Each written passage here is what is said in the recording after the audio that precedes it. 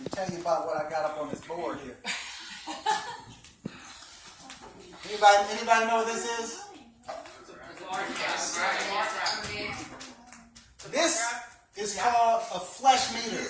Oh, good Lord. Mine needs to be, no, I'm just joking. This is a flesh meter. So I'm going to tell you guys a little bit about my life and how I was trying to satisfy flesh to the best of my ability all the time. And I'm going to tell you where it got me, okay? You know? So God has given me a gift. He gave me a gift. He's given all of us gifts, first of all. Everybody has a gift from him, and multiple gifts. Everybody has multiple gifts from him. But one specific gift that he's given me the gift of being athletic.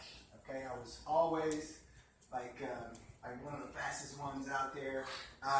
In high school, I was all county in high jump for 4 years. All 4 years, I won every meet I went to. So all these things, this satisfied my flesh. So I was happy with doing that. Everybody was like, "Oh, you're awesome! You jump so high, whatever have you." But you know, after all that was said and done, it was like I went home and I felt empty. Like, okay, well that's over. Why do I feel like? I mean, I've just made all these accomplishments. People were excited for me, and I was excited, but then I'm at home and I feel empty. Why is that? Okay, well, let's go to the next thing. Football. You know, I played football in high school. I was all state. I was player of the year in Seminole County in 2002. Yes, I know I'm getting old. I'm going to say nothing about it. And I was getting scouts. Everybody's, "Oh my God, you scored so many touchdowns. You're awesome." So I felt awesome. So I was boosting my ego. So I was taking his gift and I was boosting my ego and satisfying my flesh in those, right? So I'm going up and I go back down. See how my touchdowns are all over. I'm back at home, you know, and I feel there's so, I remember at some times, like I would be at home and, you know, and then I was like, okay, let me go to a party. All right, cool. Let's go to a party. I'm going to get drunk. So I got drunk. That boosted my flesh. Awesome. Okay, get home. Boom. Back down. It's like, you know, this is a never-ending cycle about, you know, trying to satisfy flesh. It's a never-ending cycle that you get into when you go to satisfy flesh. I mean, you can satisfy flesh, but it's only temporary, guys. It's only temporary. And I promise you that. I've been through it. And I can guarantee your parents and my mom would say it too, and you guys would say it as well, you know? So this stuff is jumping up and down, right? You know, the girls, you know, I used to dip, I used to chew, you know, that kind of satisfied my flesh too. You know, all this stuff, I was filling a void. I kept doing that, You know, and if you look at this, look at your celebrities, all right, guys? Look at your celebrities, guys. They got everything, right? They got the money, they got the fame, they got all this stuff. You see them on TV doing like this and doing that. Pictures with their Teslas and they Porsches on TV. But guess what? I guarantee they are empty after all them pictures. Why do you see that a lot of them, they end up, you know, some of them they end up committing suicide? Why are they committing suicide if they have everything? Right? Why they instead of getting drunk now, why they doing drugs now? Why they doing drugs? Why they overdosing on drugs when they got everything, right? Right? Does that make any sense? If they got everything for the flesh, why are they doing this stuff? Right? So I realized that this stuff it's a trend. It's not just me. It's everybody out there. Because the world's got us trying to satisfy flesh all the time, buying stuff and doing all this stuff that, you know, it's just a never-ending cycle. But so, anyways, yeah, I started realizing that as a trend, it was everything. Now, what's this though? What's this? Spirit. So what didn't I do during all this whole thing? I didn't do nothing to satisfy my spirit man. My spirit man had been empty. And trust me, I knew there was a God when I was growing up. I knew it. My mom taught me everything about him, but that didn't mean that I talked to him every day, or that didn't mean I talked to him even once a week or even once a month.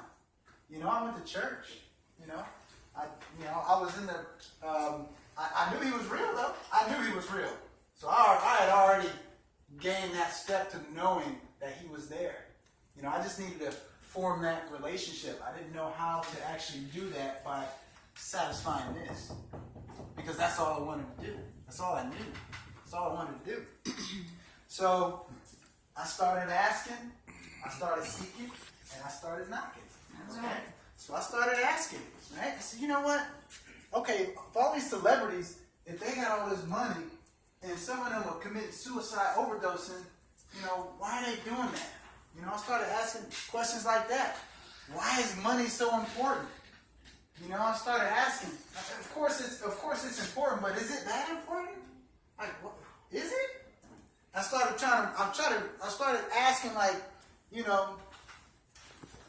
why are there so many, all these commercials on TV that portray all this awesome stuff, these skinny people on TV, and they eating these big old juicy burgers, but why is so many people so obese? Why are so many people so big? But these people on, these burgers are so, I was asking, and why are there so many distractions?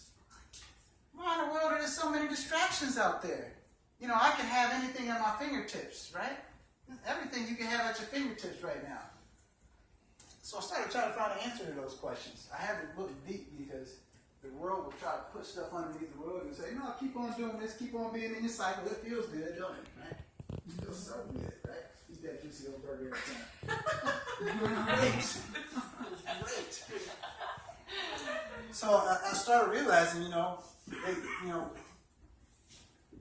they wanted you to work hard, so and stay like that and be like that, so you don't have time to think about your relationship with God. You don't have time to do it.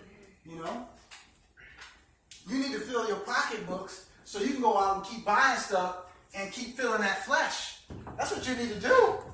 Hey, you got to go get that new game coming out, right?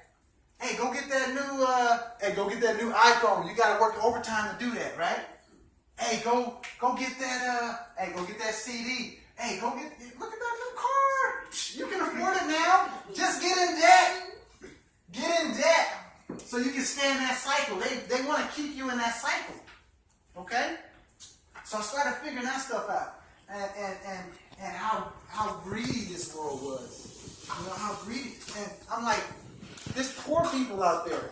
Why you got so many people that are so rich, but there's poor people out there walking on the street that don't got no food?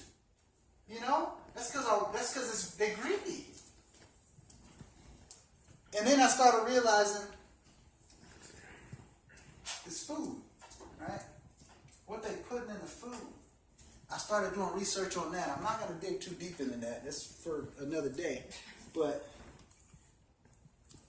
these skinny people on TV eating these things, but everybody else just getting big. They got something in the food. So, but God tells us totally opposite things of what's going to happen. He wants us to eat from the ground, right? He wants us to eat vegetables. It may not taste good. It may not appeal to our flesh, but I guarantee you're going to feel better every day. Every day if you eat vegetables. Guarantee it. It is true. So, the distractions. Like I said, they want you to, everything in your flesh to keep you away from forming that relationship with our Heavenly Father, because they know that if you form that relationship, you are a powerful person. Okay?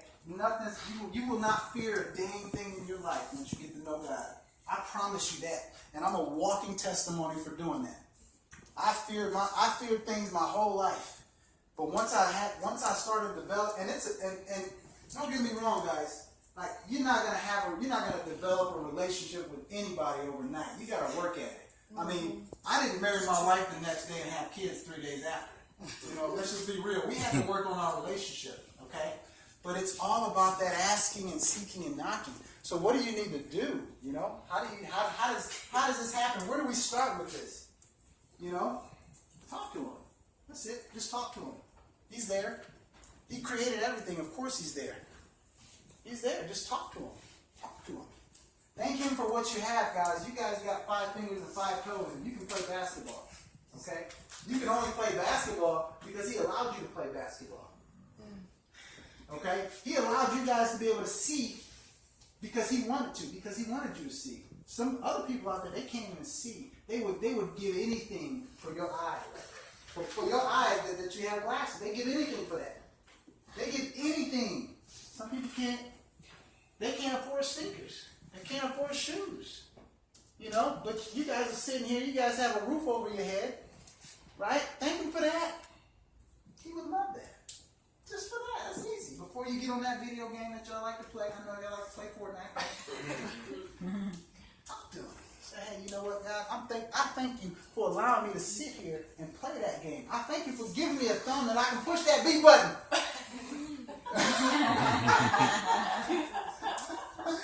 Right? Hey, I wasn't gonna say this, but there's get rid of cancers, guys. Get rid of people that are bad people in your life. They're bad people everywhere, guys. This is a different world that we live in. Get rid of them. Get rid of them. They no good. They're not gonna lead you down the right path. Okay? But pray for them. But pray for them. Pray for them, though. And forgive them for doing bad things if they had done any bad things to you guys. And basically, start seeking them. You know? Start seeking them. Start asking and seeking and knocking. And that's basically it. Anything you gotta say on that? Awkward dismount, but that's okay. And somebody says that in my work, so. But yeah, that's all I've got.